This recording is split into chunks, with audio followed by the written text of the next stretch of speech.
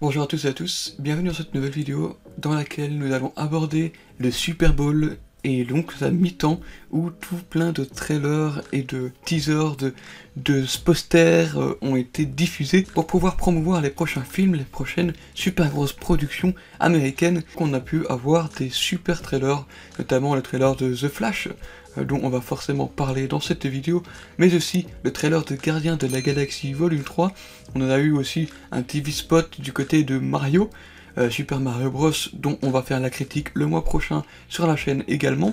On a pu aussi avoir un petit teaser pour le film Creed qui sort également le mois prochain.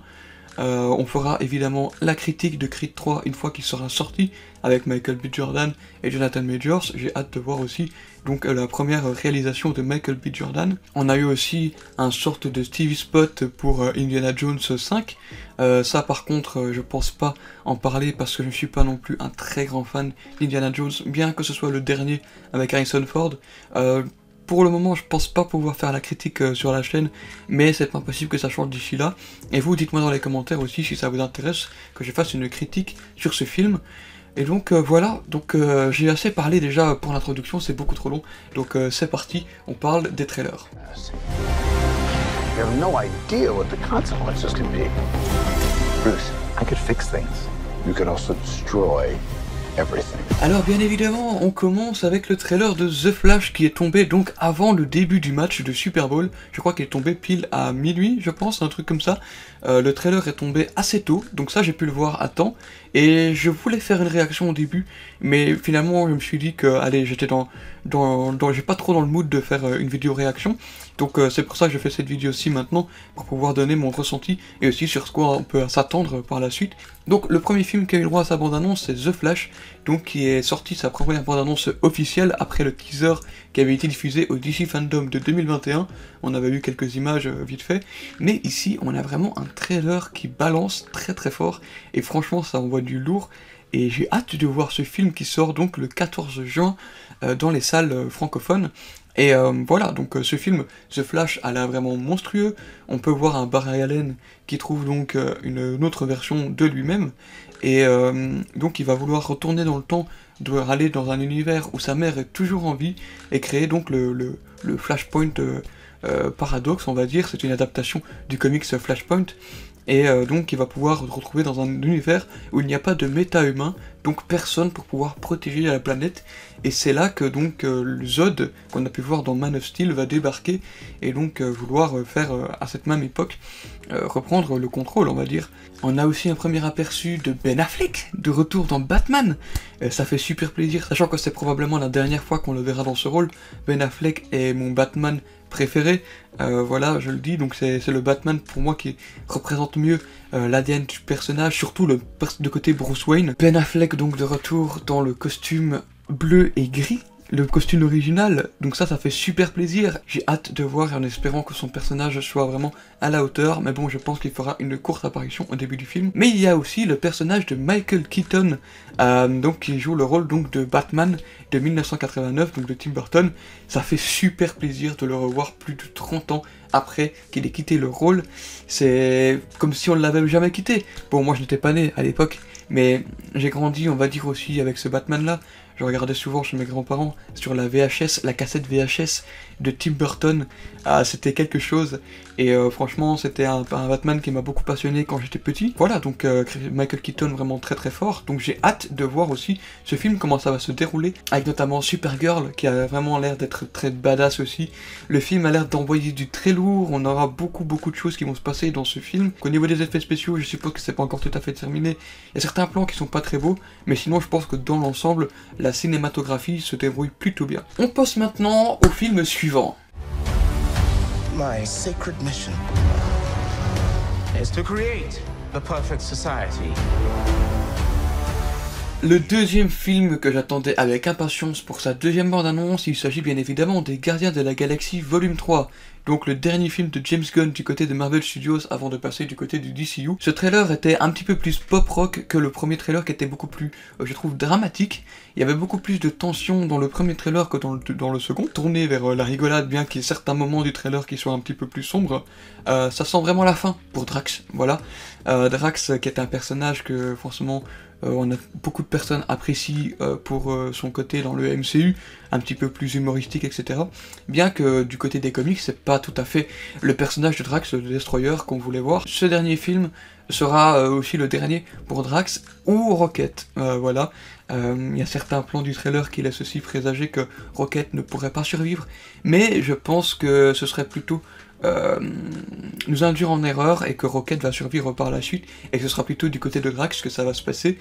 Et voilà, il y a aussi tout un plan du trailer où on voit Mantis qui est très attaché à Drax, qu'elle a vraiment très ému, donc je pense que ce sera vraiment le dernier film de Drax dans Les Gardiens. Mis à part ça, ce trailer a l'air vraiment très sympathique, bien évidemment. Il envoie toujours des belles musiques, des beaux plans. Je trouve que James Gunn, toujours très bon dans la réalisation, il y a toujours de belles choses à découvrir. Nebula, qui a l'air d'avoir fortement changé. Elle n'est plus aussi robotique qu'avant, elle a retiré certaines parties du côté bionique de son corps, qui la rend un petit peu plus humaine, un petit peu plus empathique, je sais pas, mais on verra bien. Et voilà, donc on peut aussi voir un petit peu plus la relation de Gamora avec le reste des gardiens, comment est-ce qu'elle revient dans le groupe. Et donc je me demande aussi, du côté du maître de l'évolution, comment ça va se passer, parce que comme on le voit dans le trailer, il y a des flashbacks, à mon avis, de quand il était plus jeune, où il a encore sa tête tout à fait humaine. On le voit donc ici dans le trailer, où il a vraiment que rien du tout sur la tête, à part peut-être une petite plaquette sur la tempe, mais mis à part ça, il a l'air d'être encore tout à fait humain.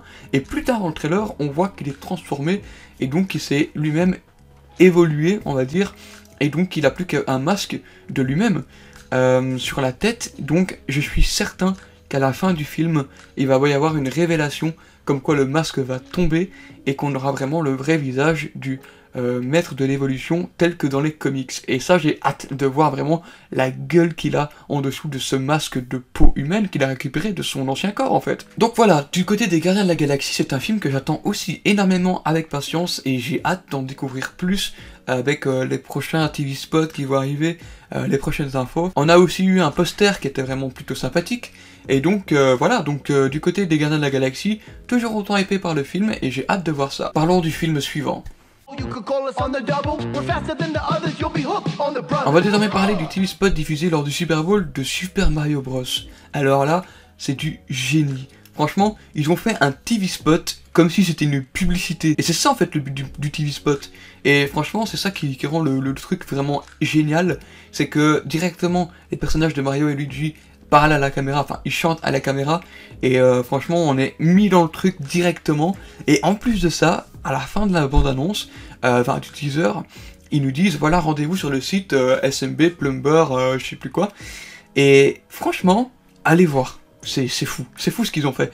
C'est un petit site qui répertorie un petit peu tous les easter eggs concernant l'univers de Mario. On peut y découvrir des musiques comme dans Mario Kart, dans Super Mario Bros, dans Smash Bros.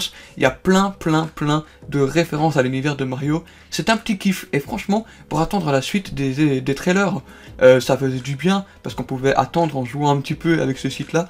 Donc franchement, c'est du génie, leur marketing par rapport à ça, et j'ai plus qu'une hâte, c'est de découvrir ce film qui sort également le mois prochain. Donc voilà, c'est tout ce que j'avais à dire pour ce TV spot de Mario Bros. Il n'y avait pas eu grand chose, mais franchement ça fait super plaisir. C'était hyper hypant de retrouver Mario et Luigi vraiment dans le plus sympa pareil, qui ont l'air d'être dans le monde réel, avec des téléphones, ils se passent à New York, enfin bref, ça a l'air vraiment génial. Donc maintenant passons au film suivant. Hey, I'm just getting started, little brother.